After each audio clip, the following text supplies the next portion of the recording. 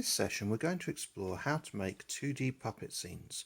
So you're going to need a few bits of paper, a pencil, some coloured pens or pencils, sellotape, scissors, glue, PVA glue or a Pritt stick would be perfect, and some cardboard or thick card.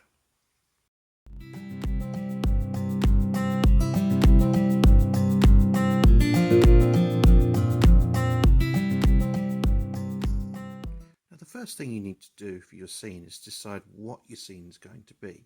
So it could be absolutely anything. It could be a scene from your favourite book. It could be something that you've learnt in a previous lesson, say from the history lesson we had earlier this week on the Kings of England. But you need to think of a scene where there's some sort of movement, because that's what the main point of the activity is. So for example, I've chosen to do George's Marvellous Medicine. It's one of my favourite stories. I'm going to do that lovely scene where George gives his grandma the medicine and that makes her shoot and rocket up out of her chair. So just been jotting down some ideas first. This isn't going to be my final one, but I'm just getting an idea for how I want George to look. And then I've got to come up with my grandma puppet as well. There we are, my first draft of Grandma. And as you can see, it's a little bit scribbly. That's because I was playing around with ideas. And that's the whole point on this first sheet. None of this is going to end up in your final piece of work. The point is to design your ideas. So you see I started with the legs and then thought, oh no, Grandma's going to wear a dress. So I've drawn that over the top. Got an idea. I want her in a sitting position because she's going to shoot up out of the air from an armchair. So part of my scenery, I'm going to have to include an armchair. So it gives me my ideas for later on. So now I can start to flesh out what the actual scene is going to look like. So I know there's going to be an armchair. I'll do a much better job on the final draft. And it's going to be in the living room, so a little bit of perspective there. And I know that I want a window here with a view outside. So I know that's going to go there.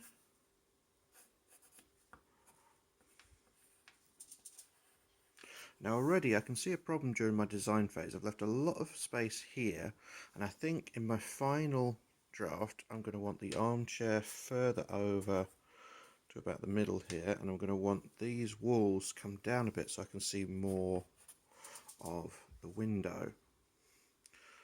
And I can already tell as well my perspective isn't quite right, because Grandma, although she's meant to be small in the books, she's a little bit too small compared to George. So I'm going to have to make Grandma bigger or George smaller, and that's fine because now I know. Also, having had a little go at drawing George, I haven't done his face at all yet, but I think the idea I had with these super skinny arms isn't quite working. So when I draw the proper one, I can make it a little bit more thicker or a little bit more muscly. So there we go, I've got my improved ideas for my new puppets. I've got a slightly improved Grandma in a sitting position. I've decided to make her a little bigger rather than George a little smaller.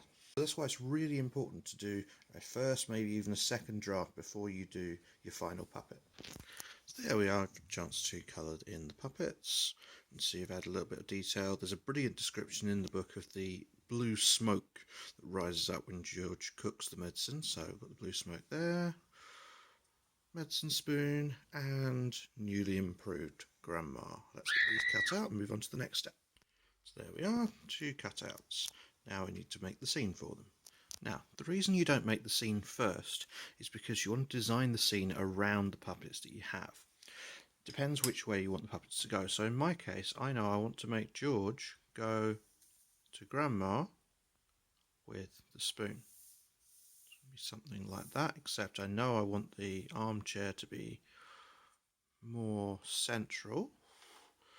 So it's going to be some sort of line like that. And I also know that when Grandma gets the medicine, I want her to go straight up in the air. So that tells me I'm going to want my puppet to travel something roughly along that line, and I'm going to want George's spoon, we use as a basis, to follow a line like that. So at this point you want to take a strip of card, you can use the cardboard for this as well, and stick it to the back of your puppets.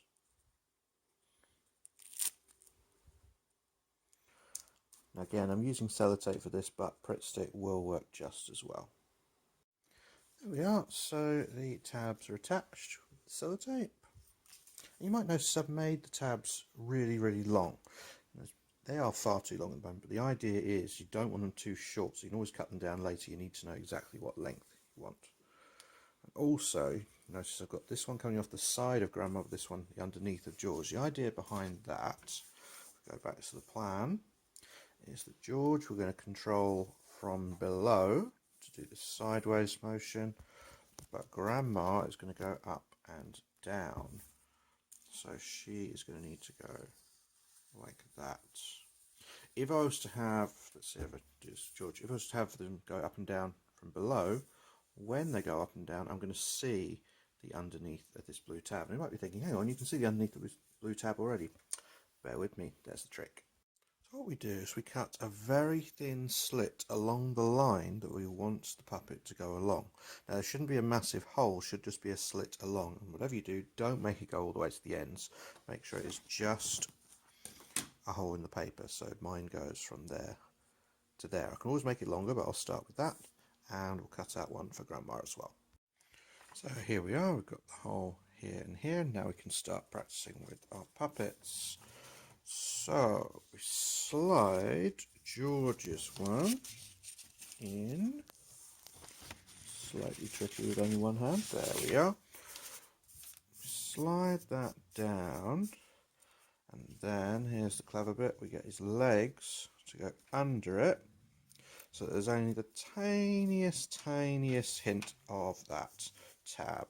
And now we can move him backwards and forwards across there. Now we can do the same with Grandma.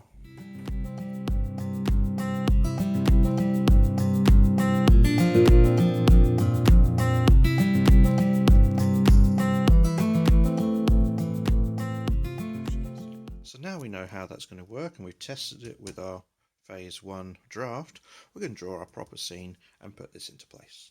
So I've got my new piece of paper, I've cut my new slits, and I know that Grandma is going to be sat exactly here, because this is where the puppets line up when George is there. So I know that I've got to get the armchair to be around here. So very lightly in pencil first, I get an idea for where it's going to go.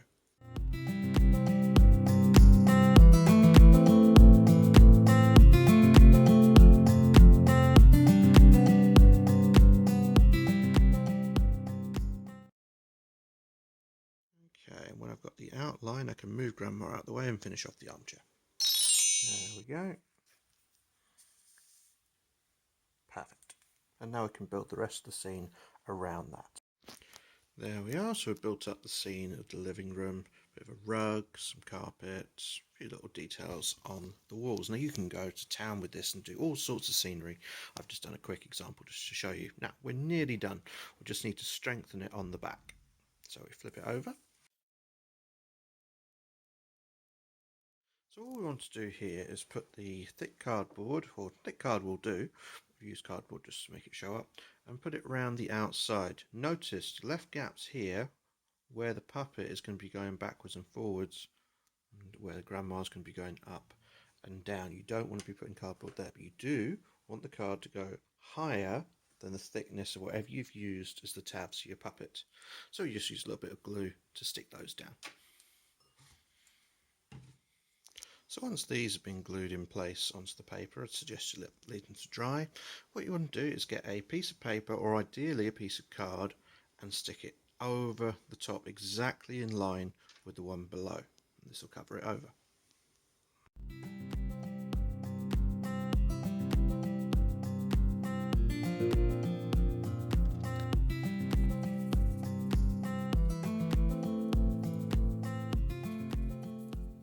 And once that's dry, you have your finished puppet.